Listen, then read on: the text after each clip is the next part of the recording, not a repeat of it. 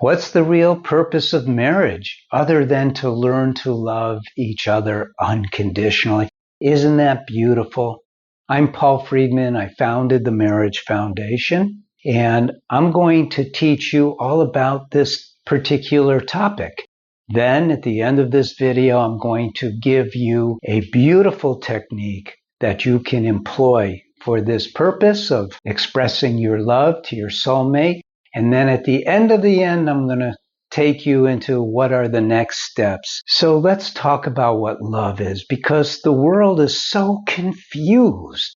I mean, we're not talking about, oh, I love this dress, or I love my Jaguar, or I love to ride bulls, or I love skiing. That's not love. It's not love because it's fleeting. It doesn't last. Love, you see, is a very spiritual thing. It's not of this world. Love is much deeper than that. Now, this is not a religious course. I'm not going to sign you up for any particular religion or anything like that. I used to be a divorce mediator until 2001. I used to believe in divorce. I really did. I believed in God too, but that's besides the point. And then a couple asked me to help them save their marriage. And in the process, which took me 8 years to complete, not with them, I got them on the right path right away, I discovered the pole star for marriage. Whether your marriage is in great shape or in terrible shape, the pole star is love.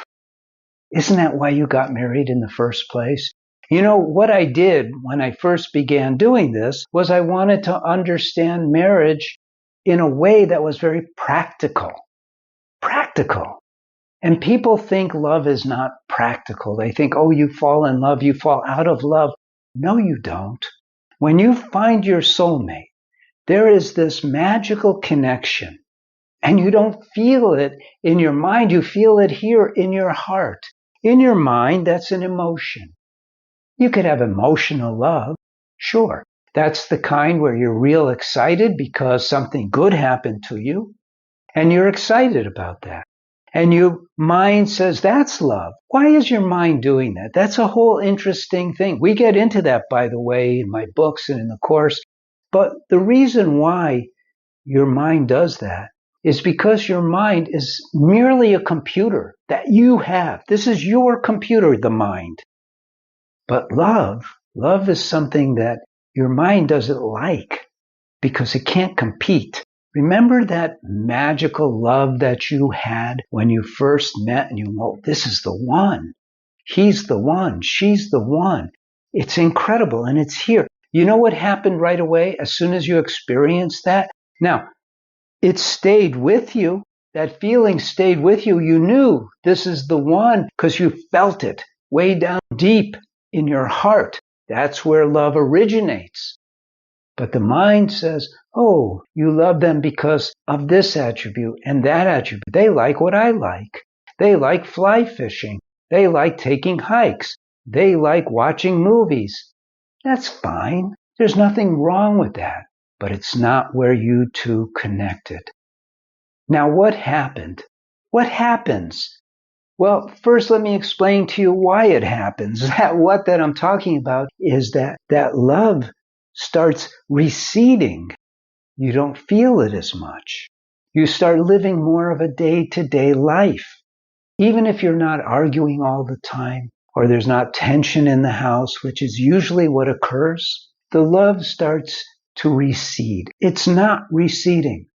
What's happening is it's being overlaid with your attention being focused on the day-to-day stuff. And what does that do for you? Nothing.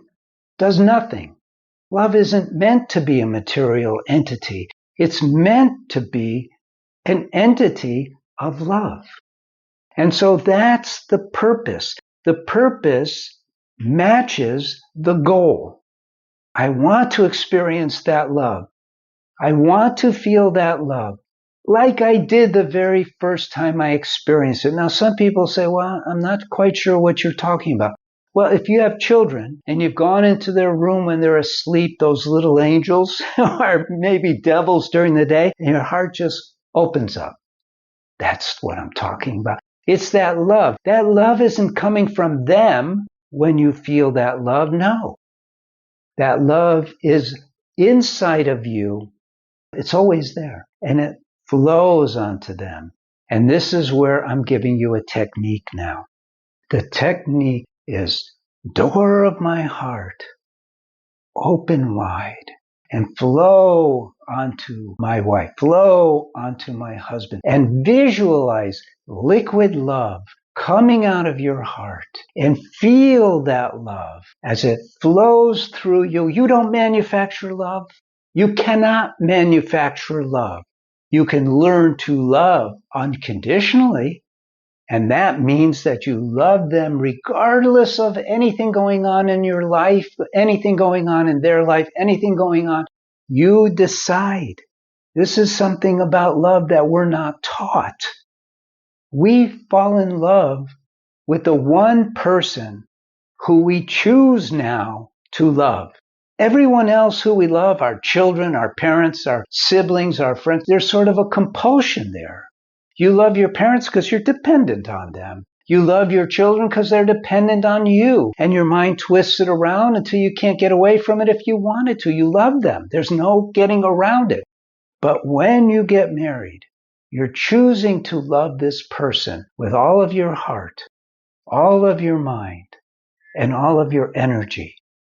And learning to love them requires two things. One, ignoring all the noise. And two, developing that devotion, cultivating that devotion. And it's so beautiful. And now what we're going to do is take a look at the next steps you can take.